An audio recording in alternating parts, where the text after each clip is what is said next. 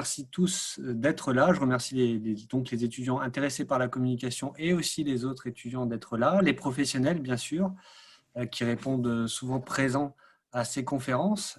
Donc merci à tous d'être là. Je demanderai également aux professionnels, je l'ai déjà dit à Agnès et Camille, s'ils le souhaitent, d'inscrire leurs coordonnées sur le chat pendant la conférence de Sophie dans quelques minutes. Les étudiants aiment avoir des contacts, aiment avoir des contacts de professionnels. Alors, bien sûr, il n'y a pas d'obligation, mais c'est aussi un moyen de mettre en relation les étudiants avec les professionnels. Donc, n'hésitez pas à mettre vos coordonnées sur le chat. On va passer donc à la conférence tout de suite. Sophie Barbet est notre conférencière du jour. Sophie, c'est une ancienne étudiante de la promotion, une alumni de la promotion 2018 de l'école, donc assez récente. Sophie, ce qui est très intéressant, c'est qu'elle a rejoint l'école après un bac+2, enfin, Sophie l'expliquera bien mieux que moi, et a fait aussi tout son cursus en alternance dans la communication. Sur le territoire dunkerquois, donc elle a une vraie connaissance du territoire. Et aujourd'hui, la thématique est vraiment particulièrement orientée sur la communication, parce qu'elle va nous parler du FALC. Alors le FALC, c'est quoi? Ce sont les initiales les acronymes de facile à lire et à comprendre. C'est une méthode que moi-même dans la communication, je n'applique pas vraiment. Donc c'est bien d'avoir ce genre de connaissances, parce que le FALC est en fait a été développé depuis 2009. Sophie l'expliquera aussi bien mieux que moi. Et il est encore trop peu développé parmi nous, parmi les communicants. C'est tout simplement une façon, une méthode, un langage universel pour que toutes les personnes, qu'elles aient des difficultés ou pas, puissent bien comprendre et lire le message. Donc c'est quand même très important pour les communicants que nous sommes, ou les futurs communicants, hein, puisqu'on a des étudiants, d'être compris par tous. C'est quand même la base d'un message. Si on veut communiquer, on souhaite vraiment que la majorité des personnes nous comprennent et nous entendent. C'est tout à fait logique. D'où l'intérêt de faire cette présentation. Donc Sophie, je te mets en vedette, voilà, et je te laisse te présenter. Tu as normalement le partage d'écran qui t'est autorisé. Voilà, je te laisse prendre la main. Parfait, merci beaucoup. Donc, bonjour à toutes et à tous. Donc, pour celles et ceux qui ne me connaissent pas, je suis Sophie, chargée de communication et des partenariats au siège des Papillons Blancs de Dunkerque, qui est situé à Grande-Synthe. Donc, comme le disait Olivier dans cette très belle introduction, aujourd'hui, je vais vous parler du FALC, mais je vais commencer d'abord par présenter mon parcours professionnel dans la communication. Donc, comme le disait Olivier aussi, moi, je suis originaire du nord de la France, née à Roubaix, et j'habite Dunkerque depuis maintenant 20 ans. J'ai commencé la communication par un BTS comme des entreprises dans une école de communication privée à Lille, en alternance donc, et c'était à l'époque avec le casino de Dunkerque, groupe Tranchant, entre 2011 et 2013. C'est là où j'ai vraiment appris les fondamentaux de la com, du marketing et aussi de l'événementiel. Ensuite, j'ai poursuivi mes études en licence pro activités et techniques de communication. C'était à l'UTB de Tourcoing, c'est un bâtiment annexe à l'Université de Lille. Donc cette fois, c'était en régime classique et j'avais fait un stage de fin d'année de 6 mois en communication digitale et mutualisée. Après, j'ai fait une petite pause dans mes études et je suis partie travailler à l'étranger. Pendant 1 an, j'ai enseigné le français au Maroc, donc en tant que fille au pair, dans une école primaire aussi et dans un centre linguistique pour adultes.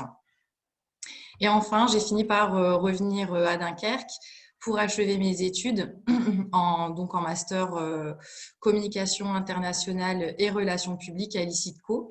Et cette fois-ci, c'était en alternance avec ArcelorMittal au département Assyrie. Donc, c'était une mission en communication interne la première année. La deuxième année, toujours en communication interne, mais avec une spécialité en sécurité.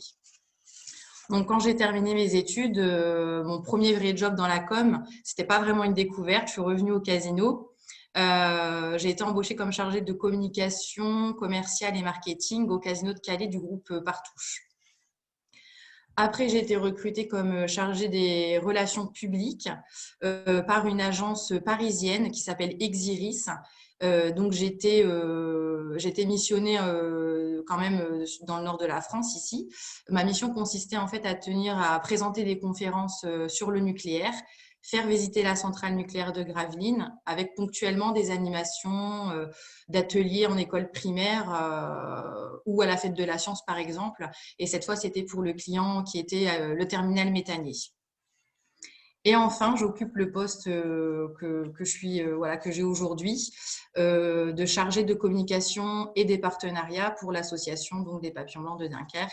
Donc les missions en com sont très variées, relations presse, relations publiques, com interne, un peu de graphisme à la hauteur de mes compétences, mais c'est pas du tout ma spécialité. Et pour la partie partenariat, en fait, ça repose aussi sur de la recherche de fonds, donc le crowdfunding, des réponses aux appels à projets pour aussi avoir des subventions, des campagnes de dons régulières. Hein. Par exemple, là, depuis le début de l'année, on a déjà mené la campagne d'adhésion. En tant qu'association, on a besoin d'adhérents aussi pour avoir du poids auprès des grandes instances. Et par exemple, en ce moment, aussi la campagne sur la taxe d'apprentissage, parce qu'on a des établissements qui sont habilités à la percevoir. Donc voilà, c'était un petit peu l'actualité du moment. Donc l'association des Papillons Blancs de Dunkerque, c'est une association qui est affiliée à l'UNAPEI. Donc c'est important de savoir que c'est le plus important mouvement parental qui existe en France depuis 60 ans. On regroupe 550 associations parentales qui agissent dans le champ du handicap intellectuel présentes en France. Donc, les Papillons Blancs de Dunkerque, quelques chiffres clés. On accompagne au quotidien 1300 personnes accompagnées, accompagnées par 730 professionnels à travers 26 établissements et services qui sont répartis en 4 secteurs. Donc, le secteur enfance, le secteur habitat et vie sociale, le secteur travail et le secteur service. Donc, on agit en fait sur tout le périmètre CUD et un peu CCHF. Donc, pour vous situer un tout petit peu, le secteur enfance, c'est ce qu'on appelle des IME, des instituts médico-éducatifs. Pour le secteur habitat et vie sociale, on a des services d'accueil de jour, on a des foyers d'hébergement, on a des foyers d'accueil médicalisés. Secteur travail, on a des entreprises adaptées ou des ESAT, des établissements de services d'accompagnement par le travail, et puis l'établissement service qui travaille en collaboration avec tous les autres établissements pour favoriser l'inclusion des personnes dans le milieu ordinaire. Donc le milieu ordinaire et le milieu protégé. Donc le milieu protégé, c'est là où on va trouver des personnes en situation de handicap. Et le milieu ordinaire, c'est le monde qu'on fréquente tous les jours. Et donc, l'idée, c'est vraiment, au lieu d'avoir 2 mondes séparés, de vivre ensemble, tout simplement. Donc, avant de commencer sur le thème du FALC, je voulais savoir, en fait, si tout le monde ici savait ce qu'est finalement la définition du handicap. Donc, on a 2 définitions, la définition de l'OMS, l'Organisation mondiale de la santé, et la définition de la loi du 11 février 2005. Donc, je ne vais pas vous donner la définition de l'OMS, elle va soulever plus de questions que de réponses, elle est assez compliquée et technique. Mais en tout cas, le handicap, au sens de la loi du 11 février 2005, c'est tout ce qui va représenter une limitation d'activité, de restriction de participation à la vie en société qui est subie dans son environnement par une personne en raison d'une altération substantielle, durable ou définitive d'une ou plusieurs fonctions physiques, sensorielles, mentales, cognitives ou psychiques, d'un polyhandicap ou d'un trouble de santé invalidant. Donc concrètement, parce que j'imagine que cette définition, elle n'est pas non plus très, très digeste. Donc concrètement, le handicap, ça exprime une déficience plutôt vis-à-vis d'un environnement inadapté, pas directement sur la personne. Donc que ce soit en termes d'accessibilité, d'expression, de compréhension. Donc, en fait, on est plus dans une notion sociale que médicale dans cette définition-là. C'est pour ça qu'on va dire qu'une personne, c'est pas une personne handicapée, c'est une personne en situation de handicap à cause d'un environnement inadapté. Et pour ça, je vais vous donner un exemple qui est très simple. Une personne qui est en fauteuil roulant ou en béquille devant une marche ou des escaliers, elle est en situation de handicap. Une personne en fauteuil roulant qui est devant un ascenseur ou une rampe, elle n'est plus en situation de handicap, elle peut circuler comme elle le veut. Et donc, c'est finalement une compensation de son handicap.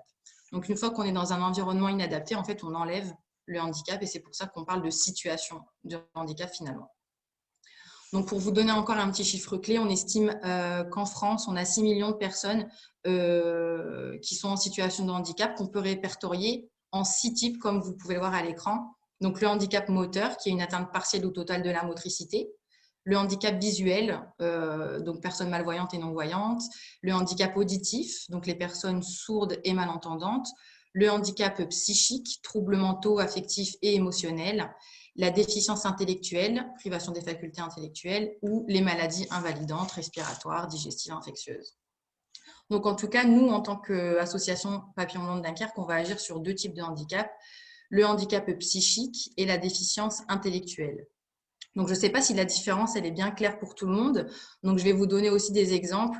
Dans le handicap psychique, on va trouver des personnes qui n'ont pas de déficience intellectuelle, mais qui ont plutôt des profils de schizophrènes, qui ont des psychoses, paranoïa, des troubles obsessionnels du comportement ou bipolaires aussi. On va aussi mettre dedans les troubles du 10. Donc, ce qu'on appelle le 10, c'est dyslexie, dysorthographie, dysphasie, dyscalculie. Donc, ça va être un petit peu tout ce qui est confusion des chiffres, des lettres ou des syllabes. Alors que la déficience intellectuelle, ça va être tout ce qui est trisomie, trouble envahissant du développement, trouble du spectre autistique, pardon. Et on a aussi, du coup, parmi les TSA, les troubles du spectre autistique, on a les personnes Asperger, je ne sais pas si tout le monde connaît. Donc, on est face à une personne qui a une déficience intellectuelle, mais qui peut très bien vraiment percer dans un métier scientifique, par exemple. On voit souvent des personnes qui peuvent calculer de tête des chiffres astronomiques, par exemple. Donc, voilà un petit peu pour résumer les différents types de handicap et là où nous, on intervient. En sachant que le FALC va vraiment faciliter la compréhension et l'accès à l'information de 4 types de handicap, donc le handicap visuel, auditif, psychique et intellectuel. Mais je vous en dirai plus tout à l'heure sur le FALC. En attendant, je voulais approfondir quand même la notion de la loi du 11 février 2005. Donc, en fait, cette loi, elle nous dit que la personne handicapée a droit à une compensation des conséquences de son handicap, quelle que soit l'origine et la nature de sa déficience, son âge ou son mode de vie. Donc, finalement, le droit à la compensation doit permettre à la personne handicapée de faire face aux conséquences de son handicap dans sa vie quotidienne pour mieux vivre en milieu ordinaire. Et en fait, ce principe du droit à la compensation du handicap, c'est une obligation de la solidarité de l'ensemble de la société à l'égard des personnes de compenser en fait le handicap. Donc, c'est vraiment un devoir qu'ont les personnes ordinaires ou les personnes aussi en situation de handicap entre elles de compenser dans la mesure du possible le handicap des uns et des autres pour que tout le monde puisse vivre ensemble dans le droit commun finalement. Et donc, ce qui m'amène à la deuxième partie de la conférence. Avant d'aborder le FALC, on va parler du DALC. Donc, qu'est-ce que le DALC? Donc, c'est le difficile à lire et à comprendre. On a tous subi un jour ou l'autre, vous et moi, le difficile à lire et à comprendre. Donc, on va lire un document, on va lire un texte de loi, un article scientifique, un contrat d'assurance. Et là, le néant, le trou noir, on comprend absolument rien. Donc, ça, c'est ce qu'on appelle le difficile à lire et à comprendre. Et combien on est chaque jour à se heurter à la complexité d'un discours, même politique, officiel, professionnel. Je peux vous donner le chiffre. On a un tiers des Français qui ont déjà été confrontés à des informations qui étaient trop complexes pour elles, alors qu'elles avaient vraiment besoin de cette information. Donc, si c'est déjà compliqué pour vous et moi, imaginez dans le cas d'une personne en situation de handicap intellectuel, par exemple, c'est vraiment ingérable au quotidien.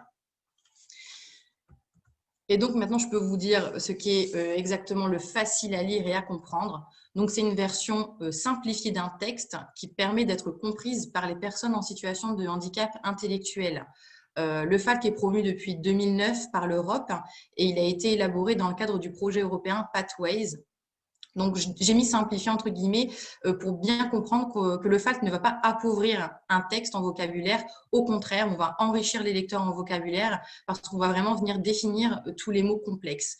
Donc, pour être plus précis, je dirais que le FALC, c'est une version plus compréhensible de ce qu'on peut voir comme information aujourd'hui.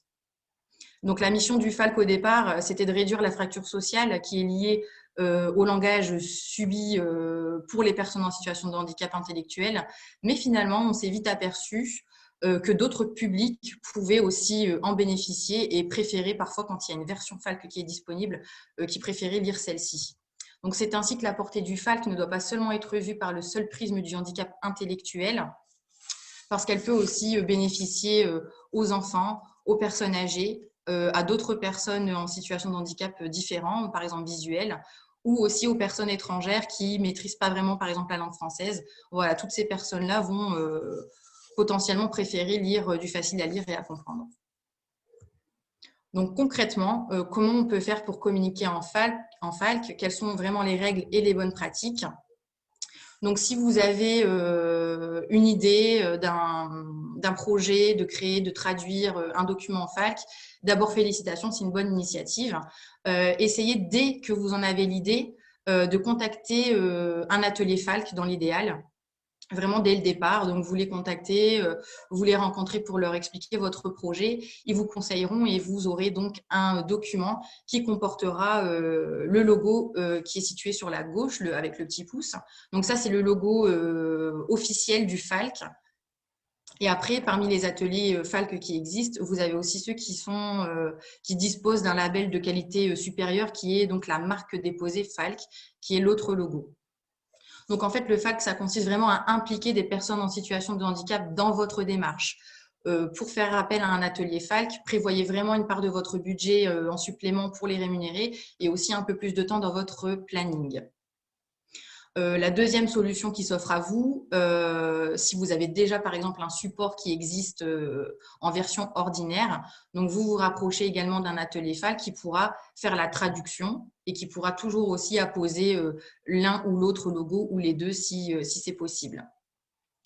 Alors, si vous avez par contre un peu moins de temps et un peu moins de budget, ce que vous pouvez faire aussi, c'est de pré-rédiger une version simplifiée vous-même en utilisant les deux supports qui sont visibles à l'écran. Donc, le premier, c'est « N'écrivez pas pour nous sans nous » et le deuxième, c'est « L'information pour tous ». Donc, c'est des petits guides qui vous aideront à comprendre et à écrire en version simplifiée, en sachant qu'il est aussi possible de vous former au FALC. Si vous avez besoin de plus d'informations sur les coûts et les organismes, revenez vers moi, je vous donnerai toutes les informations nécessaires. Et surtout, je voulais aussi souligner que si vous avez pas du tout de budget ou pas du tout de temps, prenez au moins connaissance de ces deux guides, faites une version simplifiée. Vous ne pourrez pas mettre le logo FALC dessus, vous pourrez quand même préciser que c'est une version simplifiée et lancez-vous parce que ce sera toujours mieux que rien et vous pourrez améliorer votre version plus tard si nécessaire. Donc en tout cas, s'il y a 5 règles principales à respecter, ce sont celles-ci. Donc utiliser des mots d'usage courant. On a vu par exemple en ce moment, avec le contexte sanitaire, le fait d'utiliser des mouchoirs à usage unique par exemple.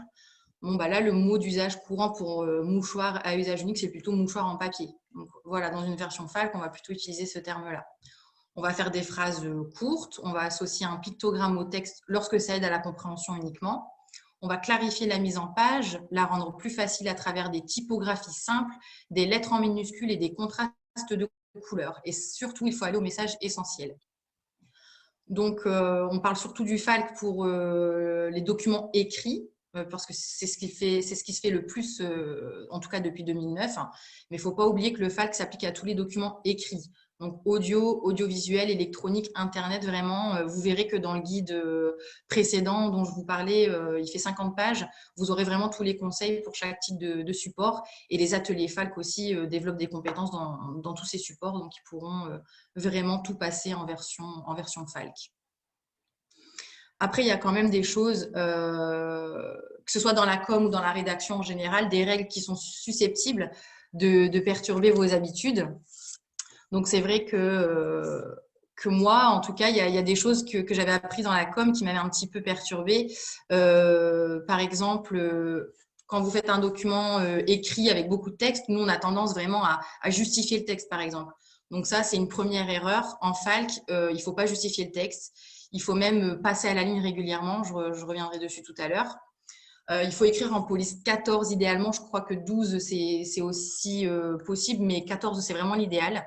Il faut vraiment aérer votre mise en page avec des interlignes de 1,5 cm. Vraiment utiliser une idée par phrase.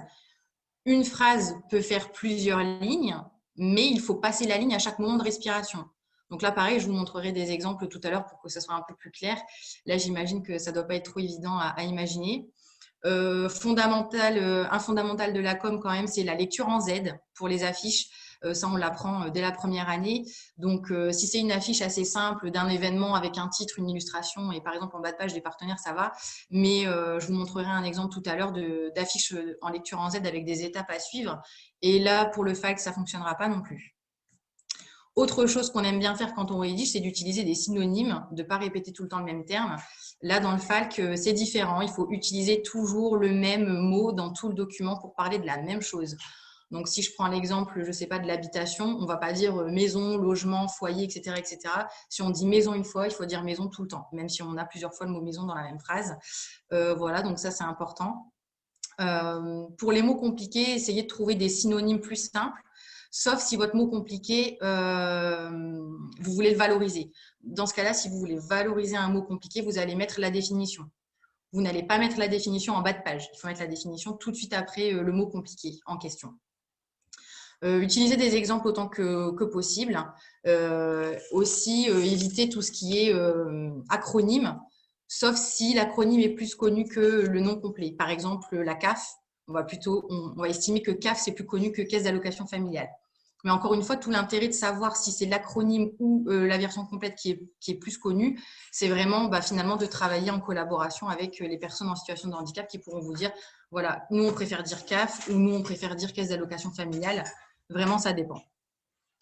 Évitez aussi de mettre des pourcentages ou des grands chiffres ou des caractères spéciaux du style inférieur, supérieur. Mettez plutôt le mot. N'infantilisez pas le texte ou les pictogrammes. Voilà, on est là pour simplifier, mais on n'est pas là pour infantiliser. Donc ça, c'est aussi un petit peu le défi, je dois dire. Mais encore une fois, c'est les personnes en situation de handicap avec qui vous allez travailler qui vont pouvoir vous dire, voilà, ça fait trop enfant, trop bébé. Il y a plutôt ce mot-là qui est plus adapté ou ce pictogramme-là qui est plus adapté, par exemple.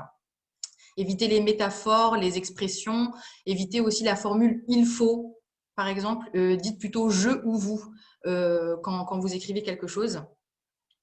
Et surtout aussi, si vous mettez une photo pour illustrer votre article, par exemple, si c'est un article, il faut vraiment que la photo, si elle n'est pas décrite dans le texte, il faut avoir la légende.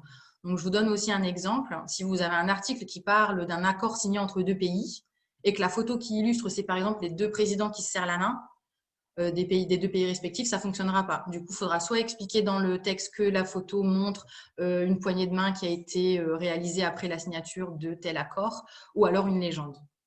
Sinon, les personnes ne feront pas le lien entre la photo et le texte, en fait. Donc, voilà à peu près pour… en tout cas, moi, ce qui m'avait un petit peu bouleversée quand j'ai découvert le FALC, je me suis dit, bon, ok, j'ai appris des choses dans la com, mais il va falloir que pour le FALC, j'abandonne certaines habitudes, en fait. Maintenant, je voudrais vous faire participer un petit peu si c'est possible. On a vu aussi en ce moment que, avec la crise sanitaire, qu'il y avait une façon particulière de se laver les mains. Donc, je vais vous montrer en fait des images et vous allez me dire si c'est FALC ou pas FALC par rapport à ce que je viens de vous dire. Donc, ici, le lavage des mains, par exemple. Vous avez pu voir dans les toilettes publiques, au travail, etc., des affiches qui montrent comment il faut se laver les mains correctement. Donc, à votre avis, est-ce que ce visuel, il est FALC ou pas FALC? Et pourquoi? Alors, bien sûr, ouvrez vos micros, bien évidemment. Et n'ayez pas peur de participer ou même d'avoir tort. Oui, il n'y a pas de bonne ou de mauvaise réponse, il y a juste des moyens Moi, je trouve d'améliorer. ça plutôt clair, mais après, peut-être l'alterligne n'est peut-être pas assez conséquent, je ne sais pas. Moi, je dirais Falk. Oui, Mais, je dirais Falk aussi parce qu'il y a les images et la description en dessous. Mhm. Et puis le texte correspond bien à ce qu'on voit à l'image. Ok. Bah, c'est vrai que c'est assez accessible, mais c'est pas du Falk. On peut améliorer vraiment ce visuel. Je vous disais tout à l'heure, la lecture en Z, par exemple, ça marche pas. Donc là, on est vraiment sur une lecture en est-ce que Z. tu peux redéfinir, moi je sais ce que c'est et beaucoup de communicants savent ce qu'est la lecture en Z, mais on a Oui. des premières années qui savent peut-être pas exactement de quoi on parle quand on parle de lecture en Z. Alors en fait, dans la construction d'une affiche particulièrement, on dit qu'il faut respecter en fait une lecture en Z. Donc c'est-à-dire qu'on va privilégier de mettre par exemple le titre enfin en tout cas dans la disposition de la construction de l'image, on va privilégier de mettre le titre en haut, de mettre une illustration par exemple au centre de l'affiche et après des informations complémentaires en bas de l'affiche. Donc c'est ce qui fait qu'on a une lecture en Z, avec le plus important et le moins important. Et ça marche pour les affiches. Et là, on a parfois des affiches avec cette lecture en Z, là notamment où il faut suivre le chemin. 1, se mouiller les mains, 2, etc. Et hop, on revient à la ligne pour le numéro 4. Donc, c'est en fait le sens de lecture, tout simplement, que vos yeux doivent suivre sur l'affiche. Ouais. Donc, pour une personne en situation de handicap intellectuel, la lecture en Z, ça ne marche pas. Donc, si je devais rendre ça Falk, déjà, je n'utiliserais pas la lecture en Z. Ensuite, on voit aussi qu'au lieu d'utiliser l'impératif, on peut utiliser le je ou le vous. Donc, ça aussi, par exemple. Donc, la version que j'ai faite ici, elle n'est pas Falk parce que je l'ai faite moi-même. Je n'ai pas eu le temps de demander à l'atelier de le faire. Mais en tout cas, il faut plutôt être linéaire sur la construction de l'affiche. Donc, plutôt un format paysage finalement, du coup, qu'un format portrait. Et dire voilà, je mouille mes mains, je prends du savon, je frotte mes mains, etc. etc. Donc là, on est déjà sur quelque chose de plus accessible, mais ce n'est pas encore Falk. Hein, comme je le disais, là, il faut vraiment passer par un atelier ou par des personnes en situation de handicap pour pouvoir apposer le logo. Deuxième exemple, Falk ou pas Falk?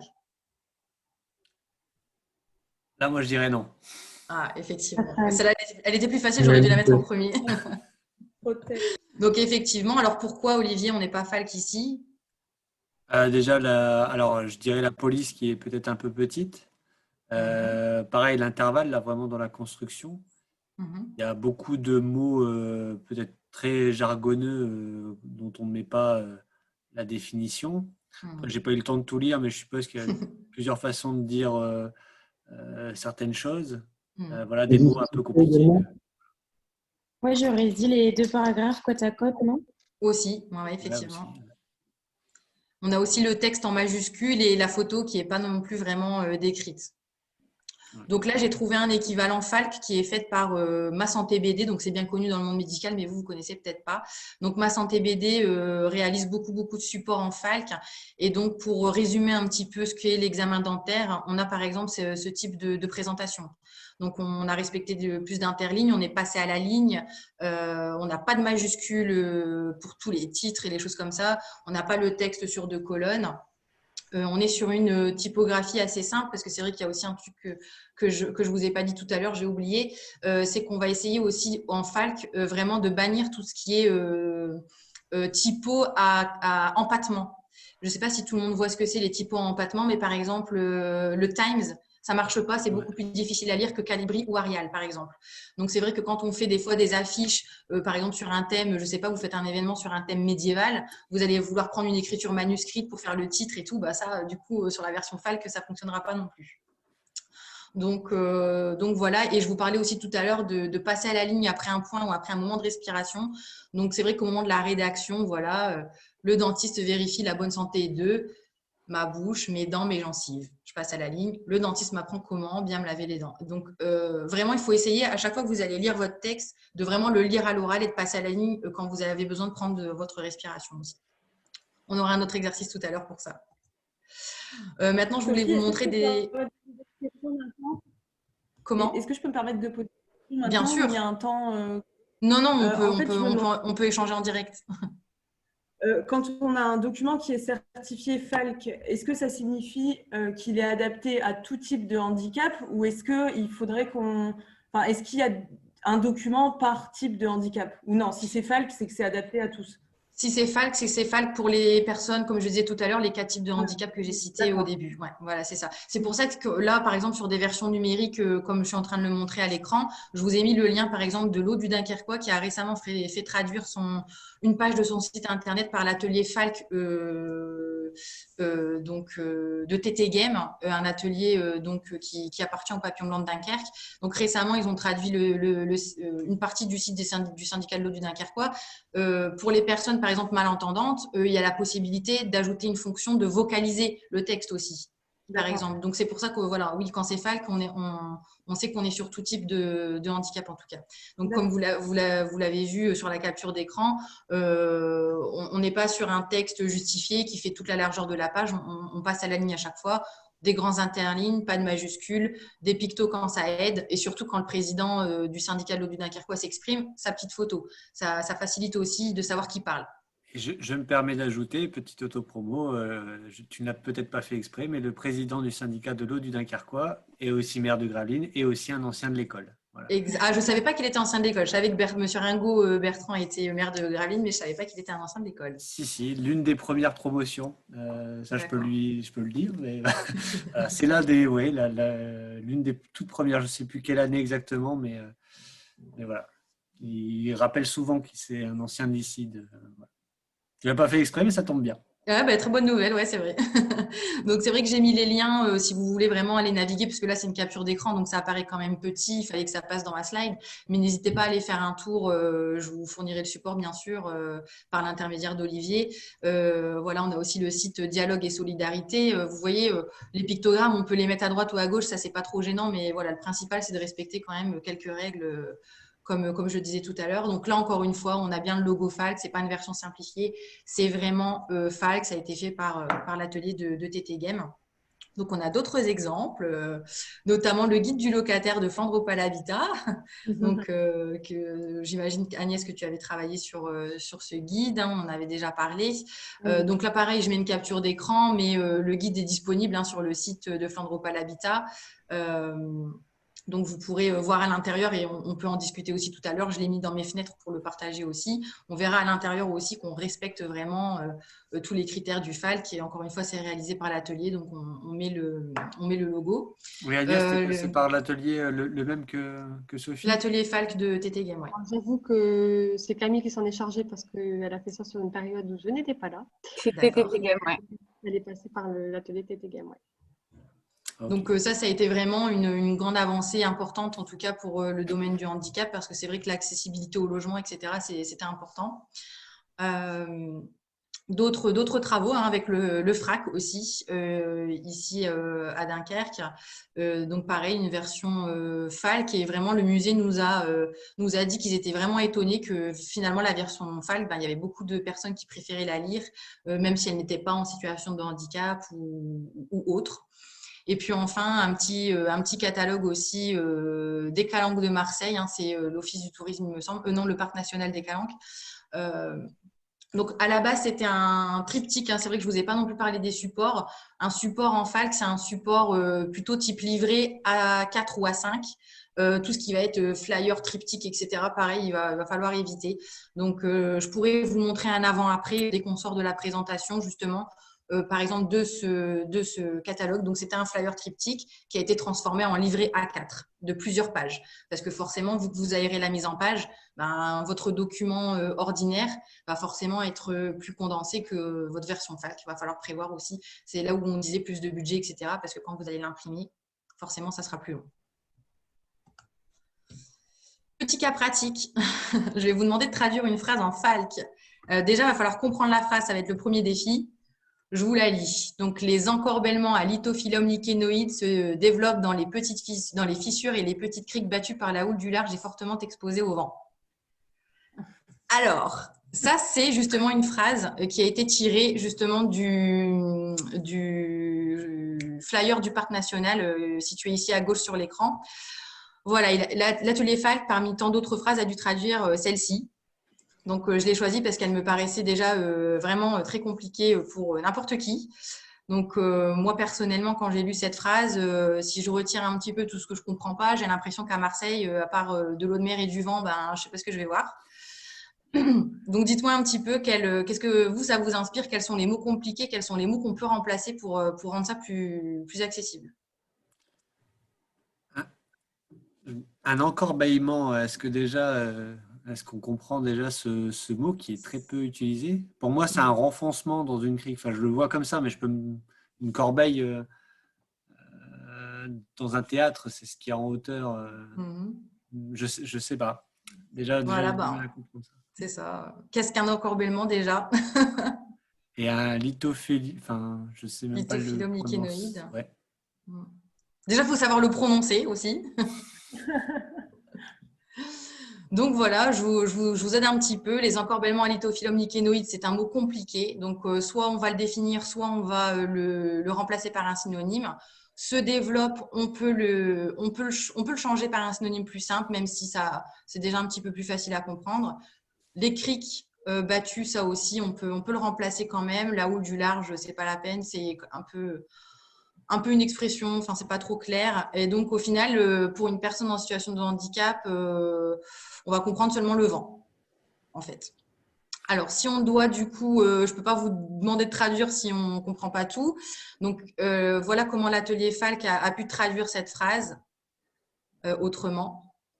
Donc ici on voulait garder le mot compliqué parce qu'on voulait le valoriser. Donc en fait les encorbellements à lithophyllum, c'est une algue, rien de plus compliqué que ça, qui pousse dans les fissures et les petites îles exposées à l'eau de mer et au vent, tout simplement. Ah là, effectivement, c'est mieux. Voilà, c'est beaucoup plus simple, on comprend ce qu'on va voir quand on va aller visiter les calanques marseillaises. Donc un exemple parmi tant d'autres, puisque comme je vous le disais, c'était un flyer triptyque recto verso, donc s'il y avait déjà cette phrase, il devait y en avoir d'autres.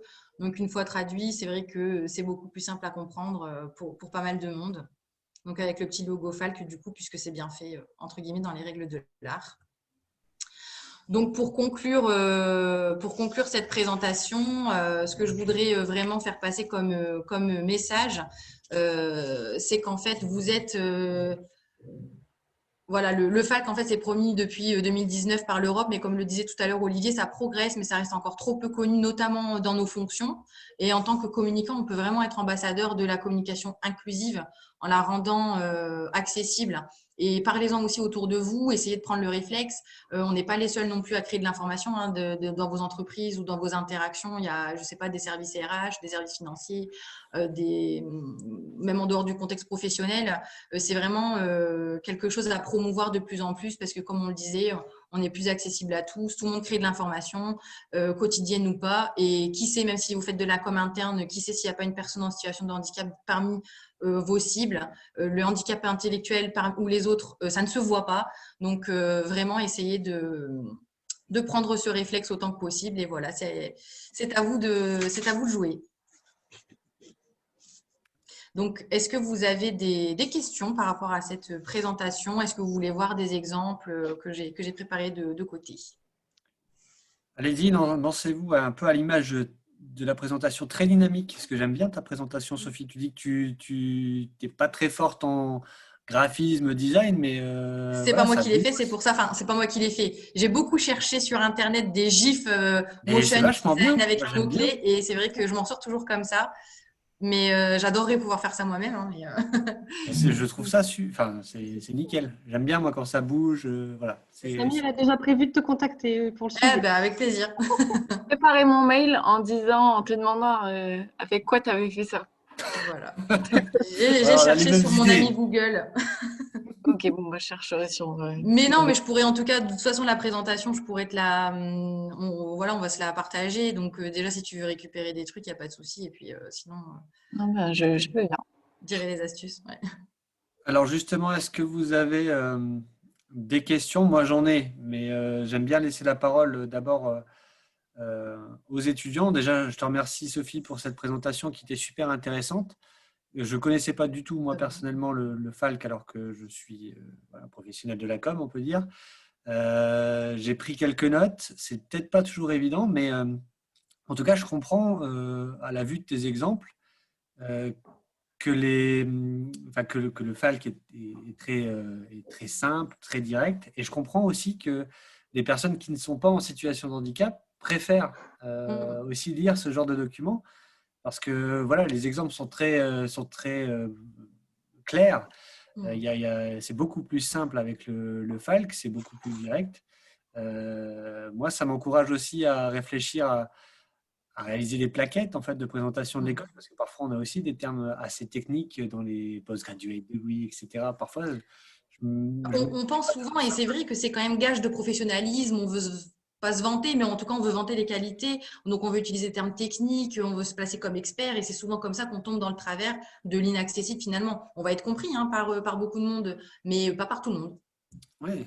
C'est Et ça. ça a un lien en plus avec la conférence d'Emeline, qui était, elle, chargée de communication pour le CNRS, et qui doit toujours rendre médiatiser, faire la médiation plutôt, et vulgariser, entre guillemets, parfois des dialogues assez jargonneux. Donc, c'est tout à fait en cohérence avec la présentation. Je te remercie, c'était super, super éclairant. Maintenant, on passe aux questions-réponses. Alors, les étudiants, lancez-vous, même lâchez-vous, hein, posez des questions. On est là pour… Bon, je vais commencer, si possible. Allez-y, Jérémy, c'est ça? Oui, c'est ça. Jérémy qui parle, voilà. Alors, bonjour Sophie, merci pour la présentation. C'est pas forcément une question, mais j'aimerais bien avoir d'autres types d'exemples sur la communication que tu as pu faire avec le Falc, pouvoir un peu plus encore à quoi ça ressemble sur des publications, par exemple, officielles. Sur du Sur des publications ou de la communication que tu as pu faire avec les Papillons Blancs ou sur d'autres entreprises qui ont pris cet exemple du Falc, par exemple. Déjà, c'est vrai qu'on n'a pas, je vous ai parlé tout à l'heure du guide N'écrivez pas pour nous sans nous. Donc, c'est un petit guide de 18 pages que je peux vous montrer ici où en fait, vous pouvez comprendre l'importance d'impliquer des personnes en situation de handicap intellectuel dans l'écriture des textes en facile à lire et à comprendre. Donc, ça, je pourrais le transmettre à Olivier. Ça vous permettra de vraiment comprendre l'importance parce que c'est vrai qu'on a vraiment plus tendance à prendre des bonnes pratiques quand on connaît la raison. Donc, dans un premier temps, il y a ce petit document-là. Je vous parlais également du guide L'information pour tous. Donc là, il faudra prendre un petit peu plus de temps. Ça prend 50 pages, mais en même temps, c'est rédigé en Falc. Donc, finalement, c'est assez aéré, c'est assez facile à lire. C'est très, très facile à lire même. Et là, vous allez avoir beaucoup plus… vous allez avoir le rappel des quelques règles que moi, je vous ai données. Vous en aurez vraiment beaucoup plus. Ça va vraiment vous aider déjà à l'écriture simplifiée, à comprendre ce que c'est le Falc concrètement, qui peut utiliser les règles, etc. On vous parle aussi, je crois, à un moment donné de la typographie. Je vais pouvoir, ici, tout ce qui va être lisible ou pas lisible, ce qui va être facile à lire ou pas. Pour les déficients visuels, il faut vraiment avoir des contrastes de couleurs aussi, par exemple. Le type d'écriture, ici, concrètement, une typologie à empattement, c'est trop compliqué à lire, alors qu'une police sans empattement, c'est beaucoup plus simple.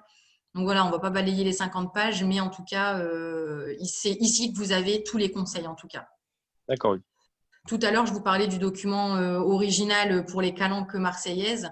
Donc, comme je le disais, c'était à la base un triptyque recto-verso. Et ici, vous avez la version Falc qui fait 20 pages à la place d'un recto-verso. Mais voilà, au niveau de la mise en page, c'est plus aéré, c'est plus simple. On a quelques illustrations quand ça aide à la compréhension, par exemple. J'essaye de déplacer ma barre. Donc voilà, par exemple. On a aussi, ici, c'était aussi l'atelier qui m'a fourni ça. C'est par exemple des recettes de cuisine faciles à lire et à comprendre. Donc là, c'est plus dans l'accompagnement des personnes en situation de handicap qui vivent en autonomie et qui apprennent à faire la cuisine. Donc voilà à peu près comment on va rédiger une recette. Voilà, parfois ça peut être un peu compliqué. Ici, le document du FRAC, dont je vous parlais tout à l'heure, qui est aussi disponible en entier. Donc, pour comprendre un peu, des fois, le contexte des œuvres, etc. Où est-ce que c'est situé dans le musée. On avait vu aussi d'autres questions, par exemple, sur le dépistage du cancer. Le cancer, c'est aussi un sujet qui peut être parfois très technique, le médical, etc. Donc, ici, on va vraiment bien expliquer comment on peut amener les choses. Voilà, après, en tout cas, vraiment, ça vous donne une idée de comment se présente au moins la mise en page. Je ne sais pas si j'avais encore prévu autre chose. J'avais ici dans mes onglets le site Dialogue et Solidarité, par exemple, hein, qu'on a pu voir tout à l'heure aussi. Et je ne sais pas si j'avais le syndicat de l'Audun-Dunkerquois. Je ne l'ai pas ouvert dans les onglets.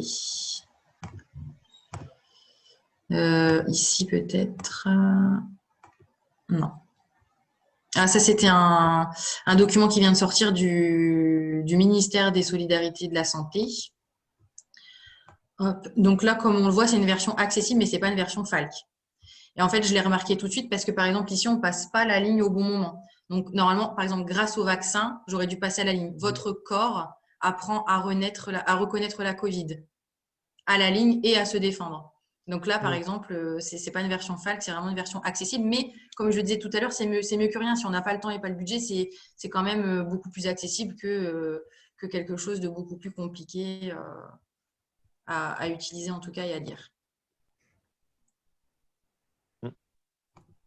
Merci beaucoup. De rien, avec plaisir. Et ici, j'ai donc pareil, j'ai travaillé avec je ne sais pas si on le voit, oui. J'ai travaillé en fait avec l'atelier Falk sur une nouvelle plaquette. Donc à la base, ils avaient une plaquette en triptyque aussi. Et donc ils m'ont donné le texte, ils m'ont donné les images, ils m'ont donné les petits conseils et on a fait en fait cette plaquette de l'atelier Falk. Donc qu'est-ce que le facile à lire et à comprendre? Qui sommes-nous en tant qu'ESAT? Qu'est-ce que la marque qualité Falk, hein, dont je vous parlais tout à l'heure? Qu'est-ce qu'on fait comme prestation? Qu'est-ce qu'on propose exactement? Nos atouts, parce qu'on a eu pas mal de… Comment dire? On a été assez précurseurs quand même dans le Falk. On a été le premier atelier à faire du Falk en France. On a 8 personnes en situation de handicap qui sont formées au Falk. Du coup, quand on passe aussi par un atelier, on a aussi cette dimension de faire travailler des personnes en situation de handicap. Nos récompenses ici, on a eu pas mal de prix aussi et quelques partenaires qui nous ont fait confiance pour la traduction de leurs documents, par exemple, et puis après, bien sûr, les coordonnées. Donc, c'est vrai que ça change un petit peu des plaquettes commerciales qu'on a l'habitude de voir. Ça se présente un peu différemment, mais c'était important qu'ils aient une plaquette qui reflète leur travail, tout simplement.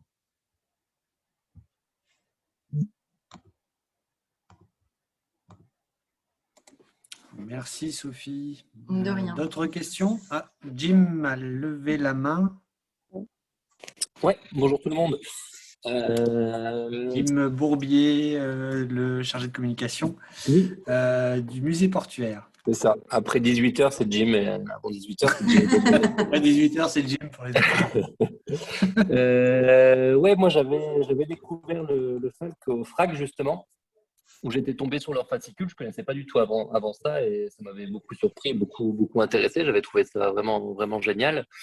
Surtout sans faire de cliché que voilà, sur un lieu comme le FRAC, ça peut même des fois pour un public concerné, connaisseur, on peut se retrouver avec du contenu difficile d'accès. La question que j'avais, c'est que moi, quand j'ai découvert ça, clairement, c'est en tant que communicant où j'ai été jeter un œil dans les documentations pour voir un peu ce qui était sorti, ce qu'il y avait comme idée. Mais comment rendre ça accessible à tout à chacun, c'est-à-dire comment par une couverture simple, on peut donner envie à n'importe quel visiteur de prendre le livret, de le parcourir. J'ai pas bien entendu la fin. Par contre, comment on peut donner envie à…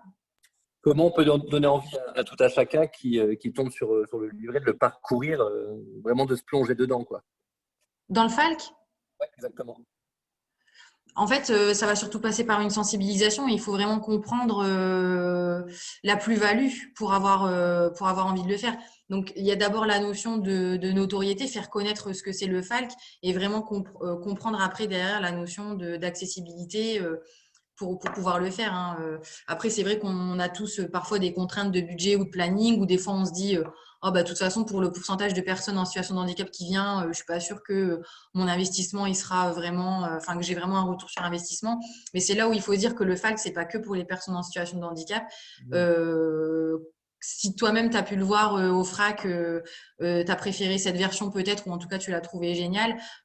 Franchement, à comparer entre entre la version classique et la version Falk. Il y en a vraiment beaucoup qui vont mieux comprendre et utiliser la version Falk. Après, je dis pas qu'il faut abandonner les versions ordinaires. En tout cas, moi, personnellement, je comprends que le Falk, ça facilite la compréhension, la lecture, etc. Mais moi, il y a certains documents où j'ai besoin de lire le texte qui soit justifié, etc., etc. Mais par contre, j'adorerais un jour signer un contrat d'assurance rédigé en Falk. Je serais vraiment sereine de tout comprendre parce que franchement, la plupart du temps, on signe des choses qui qu'on comprend pas en fait, et souvent on le voit quand on appelle après pour un sinistre, on se dit mince, j'avais pas vu la petite ligne ou j'avais pas compris. Donc l'intérêt de être intéressé par le Falk, on est obligé de le vivre en fait, parce que si on en parle comme ça, c'est qu'une idée. On n'a pas l'impression que c'est trop utile, ou on a plus l'impression des fois que c'est une bande dessinée. Mais au final, vraiment, c'est vraiment en rencontrant les exemples qu'on se rend compte de l'intérêt de le faire finalement. Donc, plus on va l'utiliser, plus on va le faire découvrir aux personnes, et plus ça prendra de l'intérêt et ça pourra s'étendre en fait finalement. Merci. De rien. Moi, j'avais une question. Après, je laisserai la parole à Colline. Pardon. J'avais juste une question sur le coût pour traduire ces plaquettes, parce que toi et Camille, notamment, vous êtes passés par l'atelier à TTM. Quel est le coût? En fait, voilà, c'est très intéressé. Ouais, je suis désolée, je ne vais pas avoir de réponse parce que c'est vraiment du sur-mesure. Parce que comme je le disais tout à l'heure, ça va dépendre si vous. L'idéal, c'est vraiment de saisir, entre guillemets, un atelier Falk dès le départ dans son projet. Ça va vraiment faciliter parce qu'au lieu de faire de la traduction, on va directement créer un document Falk et c'est plus simple. Mais après, c'est plus souvent de la traduction. Mais vraiment, ça dépend. Si vous devez traduire quelque chose de 2 pages en 20 pages, si c'est vraiment hyper technique, si on a besoin d'acheter des pictogrammes pour… voilà, on a des banques d'images de pictogrammes accessibles libre de droit, mais parfois, il faut quand même les acheter. Donc voilà, tout ça, finalement, c'est du sur-mesure. Donc, je n'ai pas d'exemple à donner en termes de prix. Après, je ne sais pas si pour Flandre Opal Habitat, ils ont un budget ou une fourchette, en tout cas, à communiquer pour leur guide. En même temps, Oh, pardon, je te coupe, Sophie. J'ai coupé, c'est moi qui ai coupé. J'ai coupé ta présentation pour… Ah, d'accord. Non, mais je vais laisser la parole. Pardon. Non, c'est rien. On travaille là avec les stades de TT Game pour notre site internet. Parce qu'en fait, on a refait notre site internet en octobre l'année dernière. Et pour 2021, on avait la volonté de le traduire pour l'avoir également en facile à lire et à comprendre. Du coup, j'ai le prix en tête puisqu'on est en plein dedans. Et pour la traduction de notre site, donc de quasiment toutes les pages du site, on en a pour 700 €. Donc, ce n'est pas Bon, ça va. énormissime. Camille, je ne sais pas si tu as en mémoire ce que tu avais payé à l'époque pour la traduction des… Non, je ne sais plus, je suis en train de chercher, mais… Mais en tout cas, c'est vrai qu'on peut, entre guillemets, économiser si on a pré-rédigé cette version simplifiée, parce que du coup, après, ce ne sera plus qu'une correction de la part de l'atelier, soit une validation avec on peut apposer après le logo, et éventuellement des corrections ou des tournures de phrases qui sont corrigées. Donc forcément, ça aussi, ça va réduire le prix. Par exemple, des petites astuces pour réduire si vraiment on n'a pas le budget. Donc, mais bon, comme le disait Agnès, ça n'a pas été si cher que ça pour le site internet.